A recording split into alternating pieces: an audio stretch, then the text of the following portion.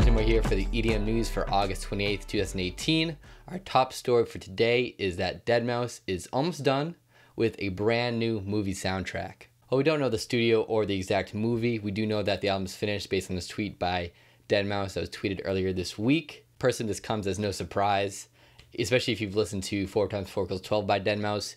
You know he has that sort of cinematic quality in him. And I think this is just another step for deadmau5 to prove that he really is one of the greatest EDM, dance, electronic producers to ever live.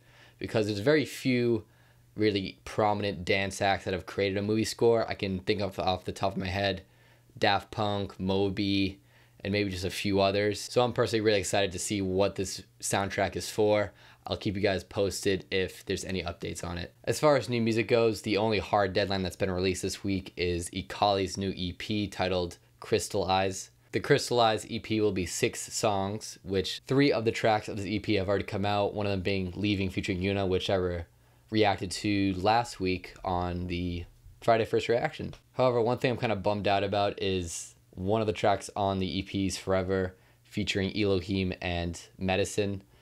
And that song just came out like in May or April, maybe even earlier, in which that's kind of a long time for me to be sitting on a single and then still be looking forward to it to being a project. It's sort of just dead weight at this point. Would have preferred just another song on the EP if it was going to be 6 tracks. The project is set to be released on Ausla Recordings. Maybe we're going to get another song before the whole project was released. I don't really mind at which order things come as long as the music comes. Even though the project is going to be 2/3 released before the project is even released, I'm still getting that music. As far as album releases this week, Matoma released a new album titled 1 in a Million. Now, while I must say he's not necessarily my favorite artist, it was kind of impressive for him to come from what I took him as is just a really good remixer into a full-grown artist.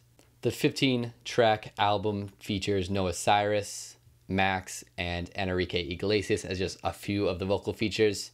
I personally liked the single 1 in a Million. I haven't checked out the whole project yet, so if those artists are in your repertoire, I'd recommend checking out. As far as album teases, rumblings, hushings of just different EDM projects that might be coming in the way.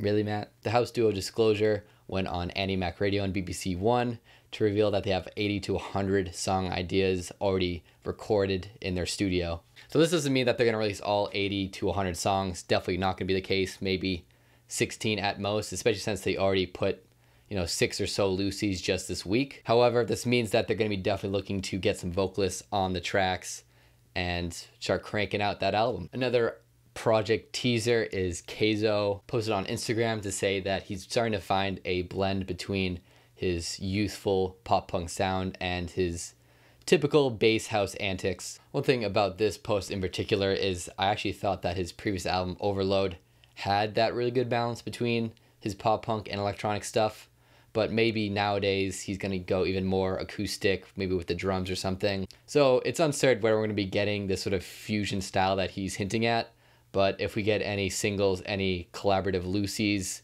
on the way, we're definitely going to be reacting to it on Friday First Reaction, so plenty of Kayzo even in the meantime.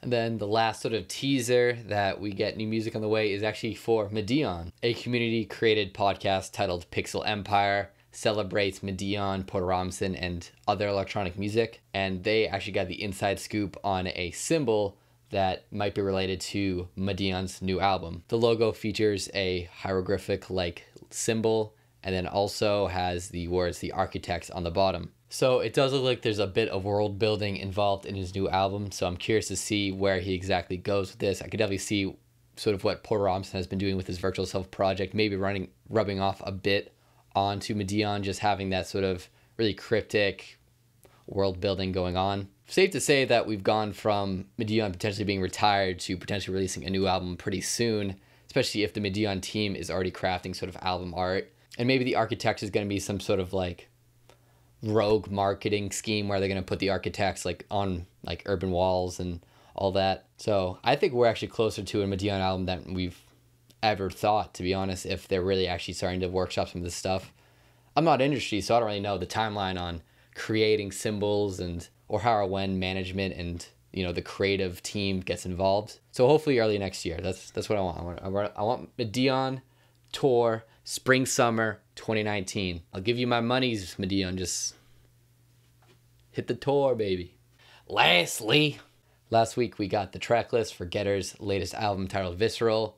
Now we have tweets explaining each and every track by the man himself. So based on his descriptions of each of the songs, it's really interesting that he's really going for, a deeper meaning behind all these different songs. He even went as far as to edit the song Colorblind, which was released early this year, making Colorblind into a more interlude track, something a bit more somber and sad, just based on how much care and time has been put in this project, especially just based on these tweets alone, and also just how long it's just been in the works, how long things have just been getting reworked up until this point.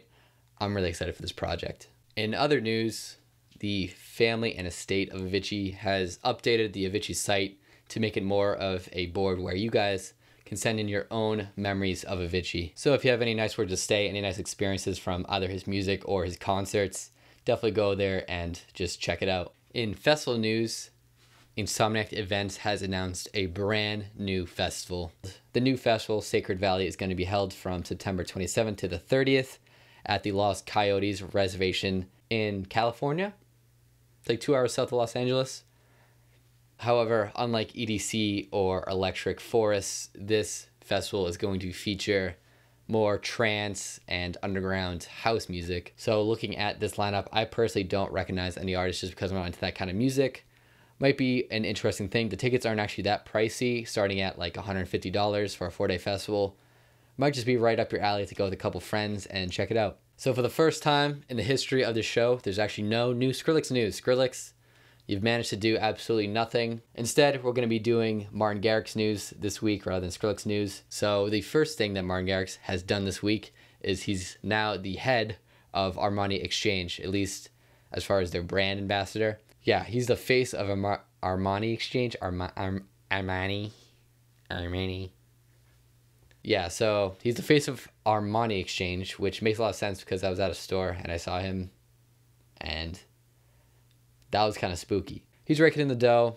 I don't think anyone that goes to festivals and stuff really wears Armani Exchange. Never mind talking about the stories. Who wears Armani Exchange? Let me know below. And then our last bit of Martin Garrix news is he has a brand new book titled Life Equals Crazy. However, the book is not written by Martin Garrix himself, rather his photographer, and chronicles his whole story from being a little boy to the biggest top 3 DJs on the planet. If you're a big Martin Garrix fan, I'd recommend you checking it out. Might be a cool piece of memorabilia as well. Something that he could maybe sign at a show. That'd be kind of cool. Because the book also features a lot of different photos of Martin Garrix doing different things. So you can have him sign your favorite photo of him. Our last piece of news is that the DJ Dubfire broke the record for the longest DJ set of all time with 26 hours and 30 minutes. The set took place at Marco Corolla, and it's unclear whether he went to the bathroom or not the whole time. Regardless, I think if we start doing these sort of Guinness Book of World Records for different DJ set lengths, we're going to need to have bathroom, no bathroom as the 2 categories. So that was all the brand new EDM news for August 28th, 2018. Let me know what you guys thought about the stories below. Peace.